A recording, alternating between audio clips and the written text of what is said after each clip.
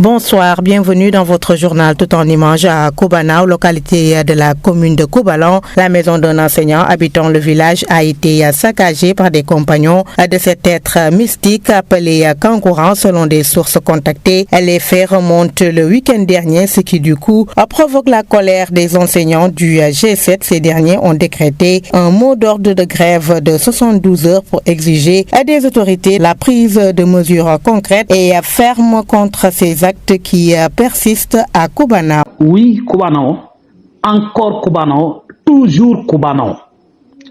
Nous ne comprenons pas les agissements des populations de Kobanao depuis plusieurs années envers les enseignants. Vendredi dernier, dans la nuit, une maison d'un enseignant avec sa famille a été la cible d'une attaque sauvage, planifiée et préméditée, aux allures d'une véritable chasse à l'homme, orchestrée par des personnes non encore identifiées. Pour protester et dénoncer cette énième agression contre des enseignants à Kobanao, le G7 de Bignona a décrété ce soir 72 heures de grève à compter du mardi 15 à 8 heures. Nous demandons également à tous les enseignants en service à Kobanao de cesser toute activité d'enseignement jusqu'à nouvel ordre. Nous exigeons des autorités également administratives et judiciaires du département et de la région la prise de mesures concrètes et fermes contre ces actes qui persistent et de façon beaucoup plus sauvage à Kobanao. Nous avons l'impression que Kobanao est une république dans une autre république.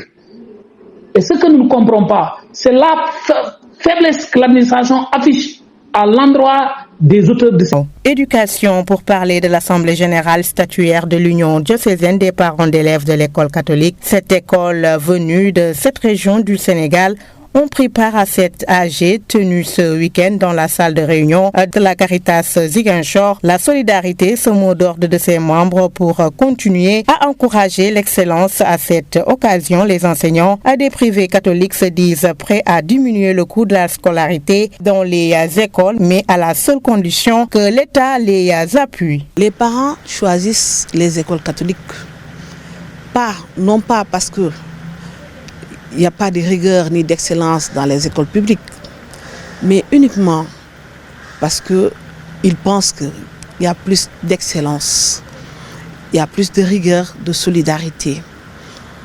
Donc nous aujourd'hui, nous sommes là pour régler les problèmes de l'école catholique.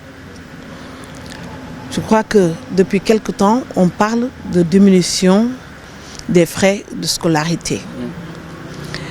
Il est vrai, il est possible de diminuer, mais nous aussi, on attend du gouvernement du Sénégal des aides, parce que beaucoup de personnes ne savent pas que c'est les scolarités qui payent les enseignants de l'école privée catholique.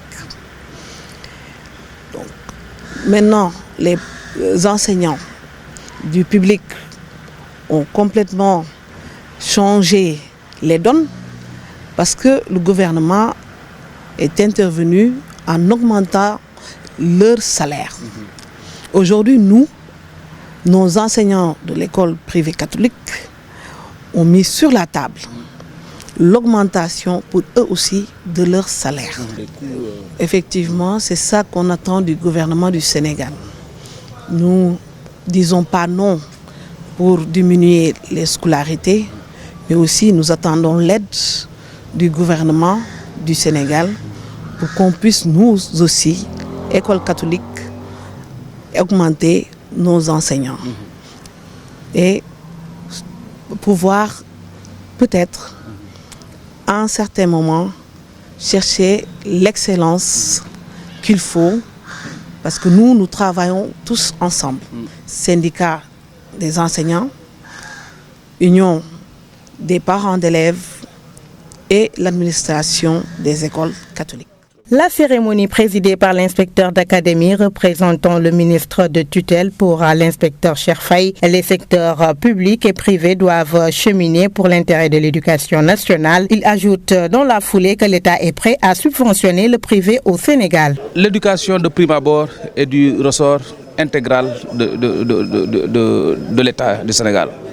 Donc ça veut dire que l'enseignement privé, quel que soit le secteur, que ce soit le privé laïque, le privé confessionnel, tout court, contribue. Il contribue donc à cet effort de prise en charge de l'éducation des enfants du Sénégal aux côtés de l'État. Mais la première mission d'assurer le service public d'éducation, c'est vraiment l'État du Sénégal. Mais les autres peuvent contribuer. Comme je l'ai dit, aussi bien le privé catholique que le privé confessionnel dans sa générale, le privé franco-arabe, le privé laïque, etc. Donc, ces deux secteurs ne doivent pas se voir face à face, mais doivent cheminer côte à côte. Voilà. Et donc, nous devons de les appuyer au même titre que le public. Mais dans un contexte d'insuffisance des ressources, il va de soi qu'il faut opérer des choix. Et dans ces choix-là, notre obligation d'abord reste le public, sachant que souvent au niveau du privé, ils ont d'autres sources endogènes, n'est-ce pas, de prise en charge. Je pense que je ne peux pas avoir un avis autre que l'avis du ministre de l'Éducation nationale. Donc l'option du ministère, ça reste notre option. L'avis du ministère reste notre avis sur cette question-là. Comme appui, moi je pense que les écoles privées qui sont reconnues ont droit à des subventions. Et donc, moi je pense que le pari, c'est de mettre les conditions pour avoir la reconnaissance et tout, être réglementaire. Et dans ce cas, ils pourront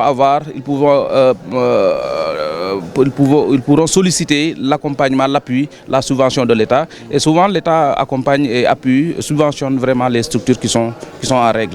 À l'université Assane Seck de Ziguinchor s'est tenu hier lundi un forum sur l'emploi et l'entrepreneuriat des jeunes. Selon les organisateurs, l'objectif de la rencontre reste la meilleure prise en charge des préoccupations des étudiants d'ici et d'ailleurs. À cette occasion était présent l'ensemble du corps de l'enseignement supérieur de l'Institut. Le patron de l'université Assane Seck de Ziguinchor espère que cet engagement apportera les résultats escomptés. L'objet de la rencontre d'aujourd'hui est de réfléchir à une meilleure prise en compte des préoccupations de nos étudiants en termes d'insertion professionnelle. Vous savez que l'État du Sénégal a mis en place un certain nombre de dispositifs visant à atteindre les résultats dans ce domaine-là, mais il apparaissait aussi nécessaire pour les universités de tenir compte du rôle qu'elles peuvent jouer dans ce domaine-là, en essayant de pointer particulièrement ce qu'on doit faire par rapport aux jeunes étudiants en particulier. Une meilleure compréhension des problèmes des étudiants. Parce que jusque-là, on parle des jeunes en général et on voit que malheureusement, ce sont les étudiants, en particulier les étudiants qui sortent diplômés de nos universités, qui peinent à trouver du travail. Donc l'idée, c'est de voir à travers ce forum comment rassembler, comment faire se rencontrer ces étudiants et leurs futurs employeurs, que sont les entreprises. Donc l'idée également, c'est de pouvoir, par une réflexion globale autour de la thématique de l'emploi des jeunes, faire en sorte que tous ceux qui sont ici présents réfléchissent, nous aident à voir quelles sont les pistes que nous pouvons explorer pour atteindre ces résultats. Parce que vous n'êtes pas sans savoir que lorsqu'un jeune sort, ce qu'on lui demande en termes d'emploi, c'est d'avoir une expérience professionnelle d'au moins 5 ans. Comment voulez-vous qu'un étudiant qui sort à peine de l'université puisse exciper d'une expérience de 5 ans si on ne lui offre pas la possibilité d'avoir au moins un stage? Donc c'est autour de cette problématique que nous sommes réunis et nous appelons tous les acteurs, à commencer par les chefs d'entreprise, mais aussi nos partenaires techniques et financiers d'appuyer davantage nos demandes, les demandes de nos jeunes qui veulent obtenir des stages, parce que à partir des stages, si le stage est concluant, il peut aboutir à un premier emploi. Et c'est cela l'objet de la rencontre. La conseillère technique et la coopération allemande s'est dit honorée avant d'encourager cette dynamique du programme d'emploi chez les jeunes et les femmes. Déjà, pour l'historique, la GIZ, à travers son programme d'enseignement supérieur pour les énergies renouvelables et efficacité énergétique, accompagne les universités partenaires du Master interuniversitaire en énergie renouvelable depuis 2016. Et il s'agit des universités Hassan Sek de Ziguinchor, Alioune Diop de Bambey, Gaston Berger de Saint-Louis et de l'École polytechnique de Thiès. Et il faut le rappeler, il s'agit d'une coopération bilatérale entre l'État du Sénégal et l'Allemagne. Et en effet, par rapport à cette collaboration qui est financée par le ministère fédéral du développement et de l'économie, il s'agit d'encourager tout ce qui est programme de formation orienté vers l'emploi et aussi d'encourager les mesures d'auto-emploi chez les jeunes et chez les femmes parce que cela constitue un défi et notre programme est fortement aligné aux priorités de l'État du Sénégal dans le plan Sénégal émergent, notamment l'amélioration de l'accès à l'énergie et la promotion de l'emploi chez les jeunes.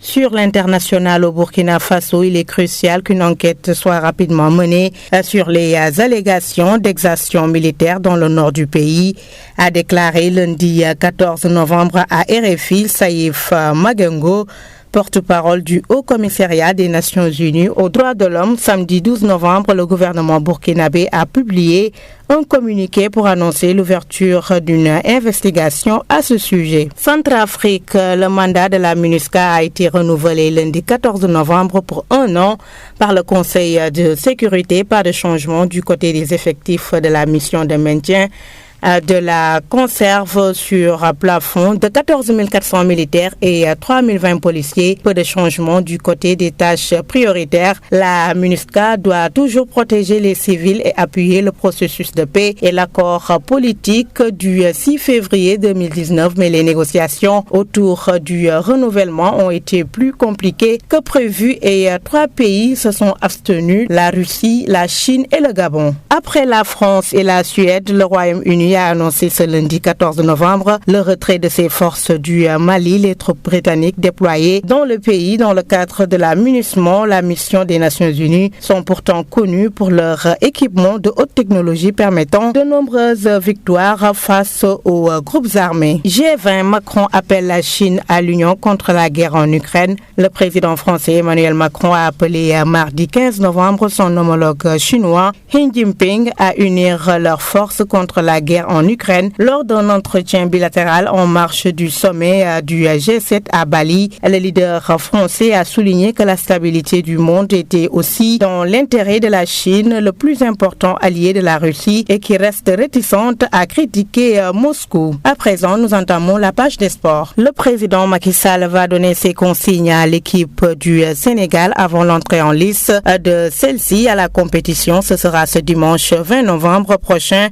à l'occasion de la remise du drapeau dans les locaux de l'ambassade du Sénégal au Qatar. Remise de dons d'équipements sportifs aux 33 clubs de la région de Ziguinchor par le président du Casasport. Ces dons sont composés de maillots, de crampons, de ballons et des balles. Le coût global est estimé à 15 millions de francs CFA selon le donateur qui compte refaire cet acte dans les autres disciplines dans le reste des autres régions de la Casamance naturelle. Il y a 2 ans, j'ai équipé tous les clubs de Ziguinchor, de Sédhiou, de Kolda et même de Kédougou et Tamba.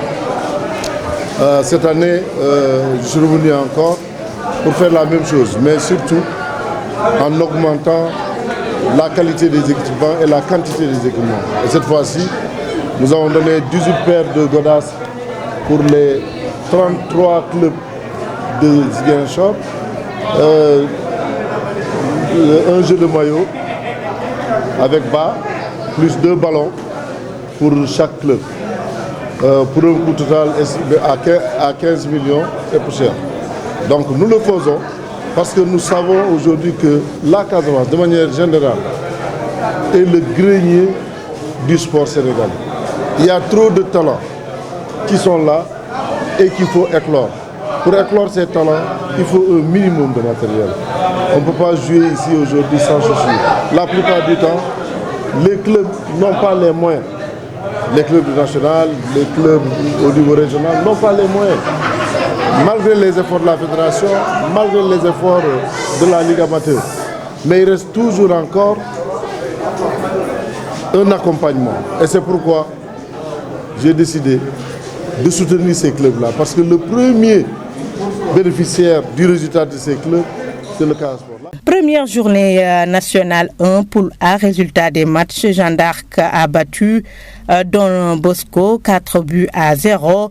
Renaissance AS Kolda 0 but partout.